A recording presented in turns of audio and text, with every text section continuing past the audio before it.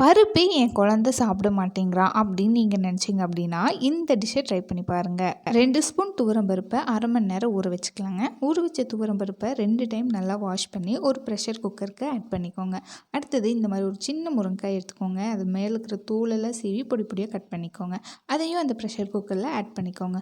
டேஸ்ட்டுக்கு ஒரு 3 கருவேப்பிலை, 2 மிளகு, கொஞ்சோண்டு சீரகம், ஒரு பல் பூண்டு, ஆப்ஷனலாக வெங்காயம் ஆட் பண்ணுறதா இருந்தால் சின்ன வெங்காயம் இதெல்லாம் ஆட் பண்ணிவிட்டு ஒரு பிஞ்ச் மஞ்சத்தூளை ஆட் பண்ணிக்கோங்க.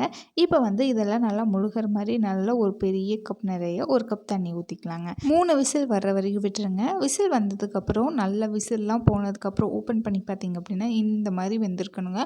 நல்லா சாஃப்டாக மசியே வெந்திருக்கணும். இல்லைன்னா இன்னொரு விசில் விட்டுக்கோங்க. நம்மளோட முருங்காயும் நல்லா வெந்திருக்கணும். இப்போ முருங்காயும் மிளகையும் தனியாக எடுத்துக்கலாம். மிளகை நம்ம யூஸ் பண்ண போகிறதில்ல. முருங்காயில் உள்ளே இந்த மாதிரி நுங்காட்டம் இருக்கும் இல்லையா, அதை மட்டும்தான் நம்ம யூஸ் பண்ண போகிறோம். மீதியெல்லாம் வேண்டாங்க. கருவேப்பிலை வேணுன்னா விட்டுருங்க, இல்லைன்னா அதையும் எடுத்துருங்க. நல்லா மேஷ் பண்ணிவிட்டு ஒரு 4 ட்ராப் நெய் ஊற்றிக்கோங்க. மேஷ் பண்ணாலே போதும், மிக்ஸி யூஸ் பண்ணாதீங்க. அதுக்கப்புறம் நல்லா நெய்யெல்லாம் ஊற்றி கலக்கி கொடுத்தீங்க அப்படின்னா சூப்பராக சாப்பிடுவாங்க. ட்ரை பண்ணி பார்த்துட்டு எப்படி இருக்குன்னு மறக்காமல் கமெண்ட் பண்ணுங்கள். வீடியோ பிடிச்ச வீடியோவை லைக் பண்ணி சேனலை சப்ஸ்கிரைப் பண்ணிக்கோங்க.